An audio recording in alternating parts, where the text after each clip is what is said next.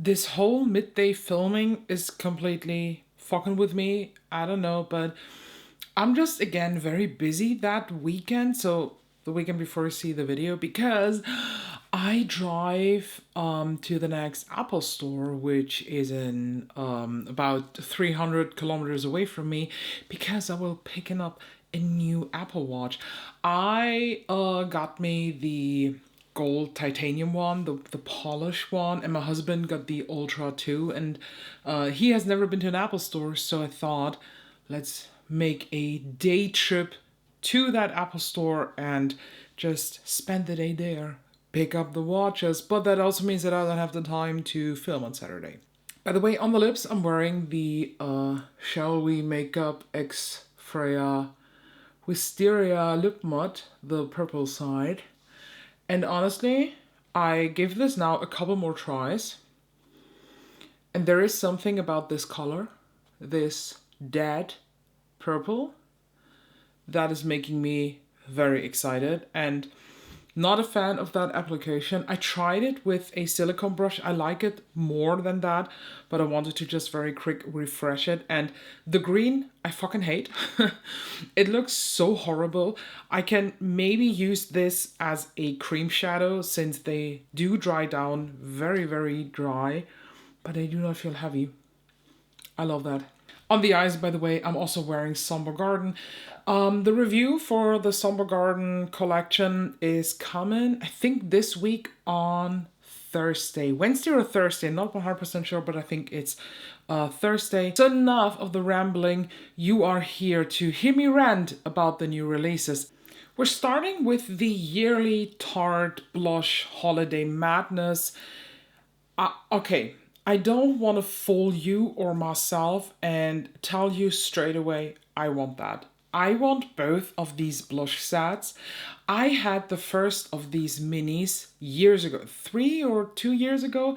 It was in plastic packaging. That was the color of the blush, and I loved these.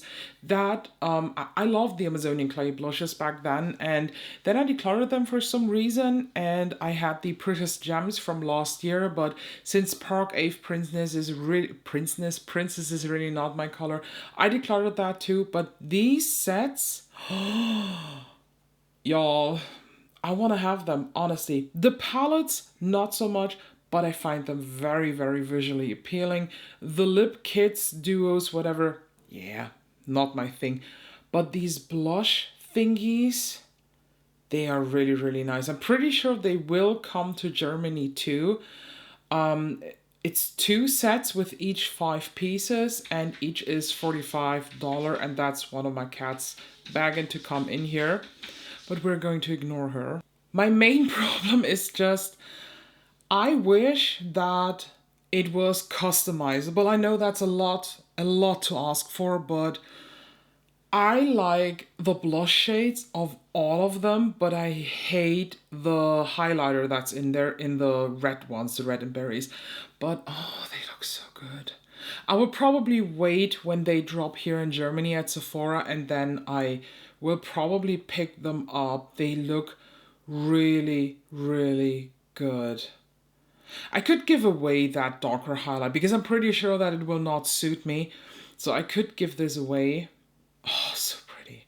That is just such a good set. And honestly, $45 for these, even though there are minis, I think it's 1.3 gram or 2 gram or something like that. They're not the biggest ones. I still think it's a great value because the Amazonian clay blushes, they're quite pigmented and you do not need that much of them. So yeah, packaging on point, colors on point. I have to admit, well done, Tarte. This year, 2024, Tarte, they're bringing it in. I'm still testing the not Amazonian, what is it called? The Creaseless Creamy Concealer. I love it. I love that concealer, honestly. I barely talk about drugstore. I only talk about it when there is something very, very good that I want to mention or something very, very weird. And in what category this bullshit falls, decide. I give you a hint, it's not the good one.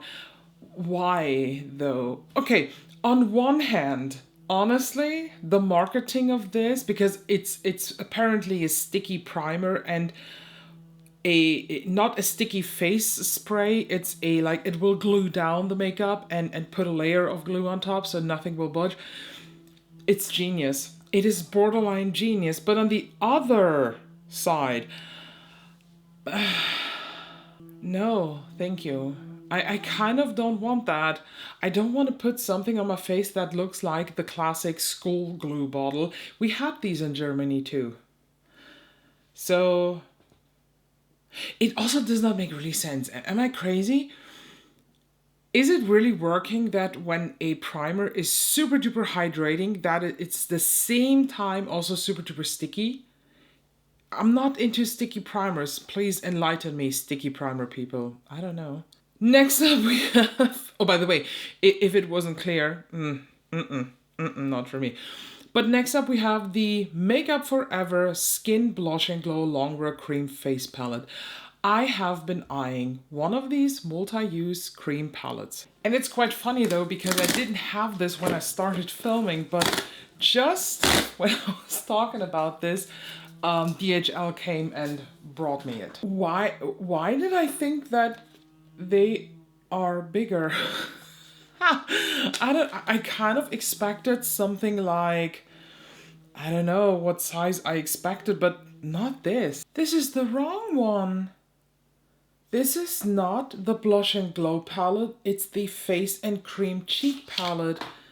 This comes with cream blush and concealer. Wait, was I too dumb to read, or did they send me the wrong? That was my fault. I didn't read that correctly. Okay, let me take that back. I don't have it. I will send this one back after the filming. But I want to get this because I really like the look of this, and I see myself actually using these. The orange blush, maybe not so much, but it just looks very good. So I will definitely get this, but yeah, sadly, I don't have it here. I thought I have it, but that was embarrassing. Next up, we have the new Dior holiday collection, the new Dior Backstage holiday collection. As each year, they come up with a 9-pan eyeshadow palette that is called the Celestial Purple Backstage eyeshadow palette. And then we have this year a Celestial Glow Face Glow palette in that very popular 4-pan format. By the way, and then we have a gloss.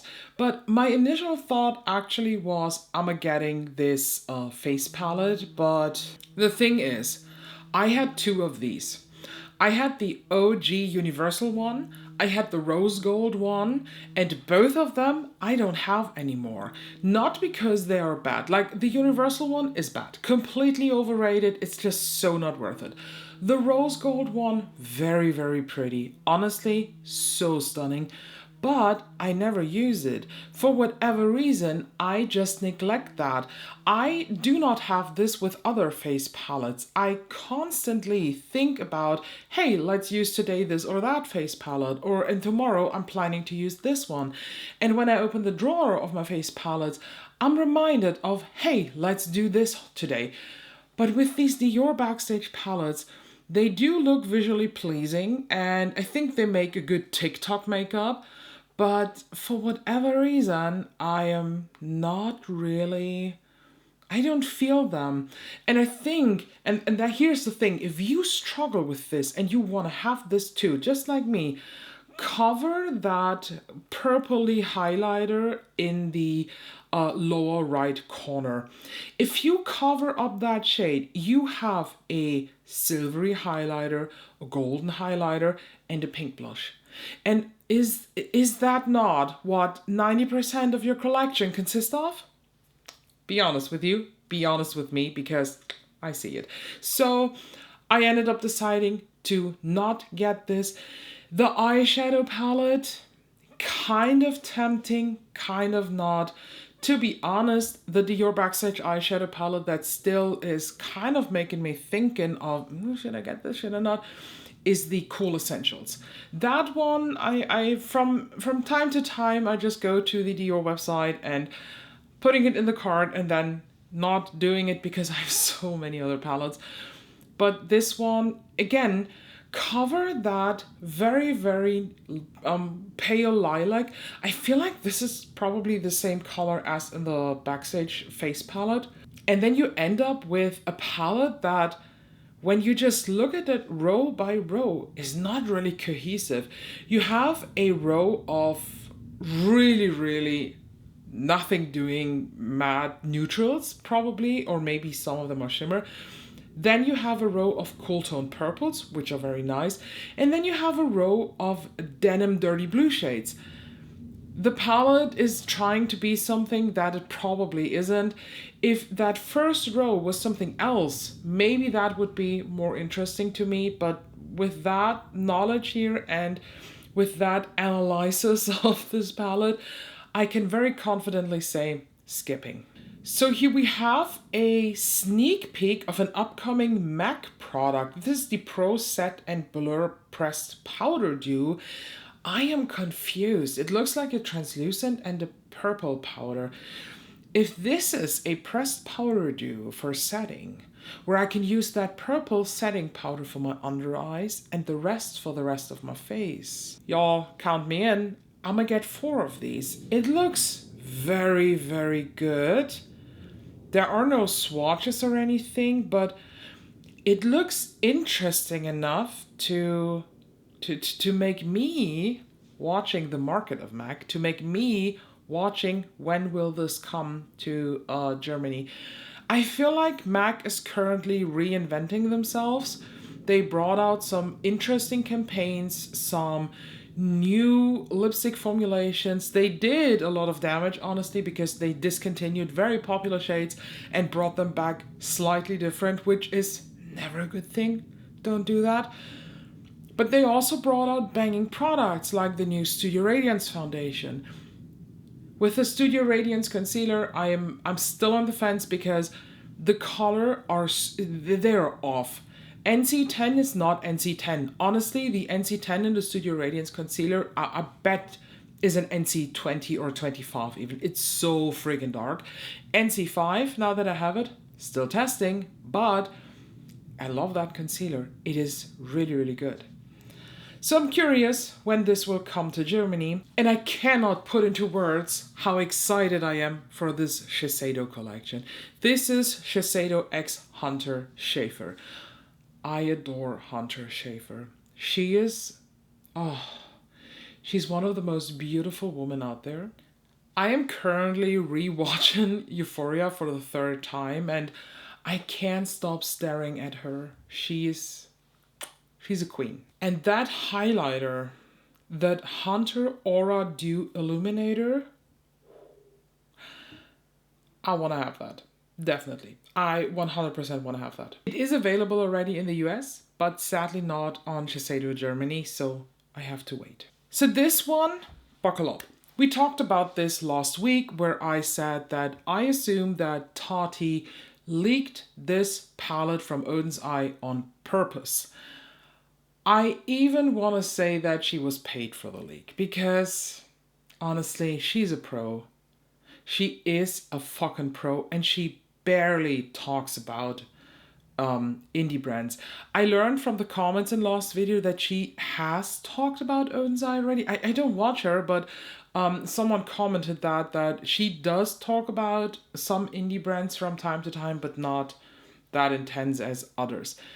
And here it is. This is now the collection. This is the Eternal Twilight palette, but it's called the Luminous and Shadow collection. This launched on September 20th, and we are talking here about a 24 pan eyeshadow palette with wasted space to the max for $56. So it will probably cost €55. Just think about the fact that for €55, you can get beautiful Asian beauty makeup. You can get beautiful high-end makeup. You can get everything else but Odens Eye. Do you know what really rubs me the wrong way? And I never really realized that until now that I started to really intense analyze it. They're fucking typos. Because Odens Eye, the brand itself, they are promoting this palette as the Eternal Twilight. They spell it Eternel. But on the palette, it's written correctly. It's eternal with AL at the end. And when I saw this, I saw the newsletter even from Odens Eye. I saw the post from Odens Eye, and then I started to see all those freaking YouTube videos pop up from everybody and their mother, as always with Odens Eye. And I thought, is every single content creator here fucking with that name? Are they the stupid ones? No, they aren't. The palette is called Eternal with A. And Odens Eye keeps on writing Eternal with E. Honestly. And this does nothing, this has nothing to do with them having their bureau in Sweden. I just say it like that because they're not a Swedish company. Sorry. It does not matter. When you run a brand and you want to promote something, get the fucking spelling right. And then a friend of mine on Instagram, Dearest Diary is her name, she then sent me photos of her palettes, and I never realized that how many typos there are in the palettes. It's ridiculous. I mean, from time to time, that can happen. I think it's kind of charming too when there is a typo in a shade and people keep on guessing. And sometimes I think these typos are on purpose so that people do start talking about this. But Odens Eye, they're just dumb. There it is. I said it. I like what I have from them. I think with what I decluttered, I'm happy. I'm happy with what I kept before from that declutter. But I don't see myself ever again purchasing from Odens Eye because they just lost the spark to me times 100. And last but not least, we have new Anthemy palettes. If you remember, I did a video not too long ago about the Anthemy Backlight Butterfly palette, and I did not give it a good review. I did not like the quality of the eyeshadow. It was very, very patchy. The looks were nice, but it was just a very, very unpleasant experience. It was also an unpleasant surprise because I expected a lot more. And here we have now 4 more palettes. It's the Creature Atlas collection. It will start selling September 27th, so next week at midnight Beijing time. Did I say that right? I'm sorry. On Look Healthy store, you have a beautiful set for, when I go on the website, it's €150 and you get all 4 palettes. If you buy this or any of these, make sure you use my code ELLAGRAM for 12% off. And honestly, I will get them. I will probably get all 4. And do you know what I see here? First of all, the upper one, that one with the 12 shades, that reminds me a lot of the Narimi Cicada, but a bit more turned up in saturation. Cicada was very, very dusty in their undertones. This one looks a bit more amped up.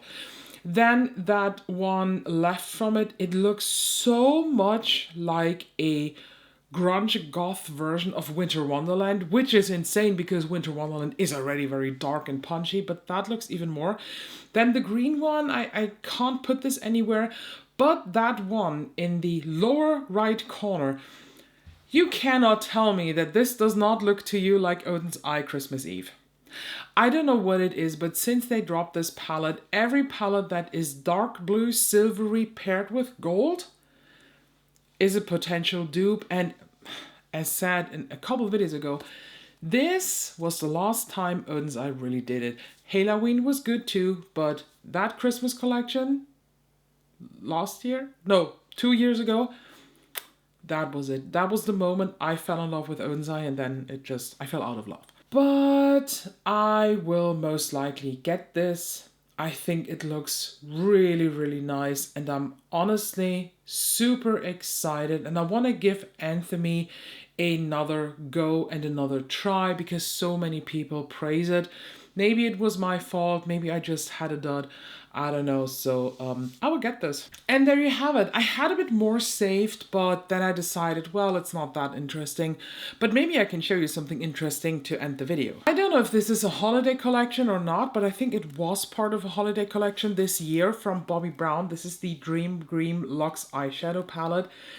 And I bought this specifically for the 4 shades in the center because she has this baked formulation that is just insane. And when I just look at this right here, I am already disappointed because it does not look like this is the baked formula that the last time that I used it was in the Lunar New Year 2023 palette. But I will give this a go. I will test that for you. Maybe in a short, maybe in a get ready with me. I don't know. But so you see, look at me. Not neutral, but still falling for the neutrals here. Let me know what you think down below. I'm especially interested in your thoughts on the new Pat McGrath collection. And we will, as said, do a more intense talk about this, maybe even as a bonus video. I have to think about that. Thank you so much for watching. Make sure you are subscribed so you don't miss out any videos, and I'll see you in the next one.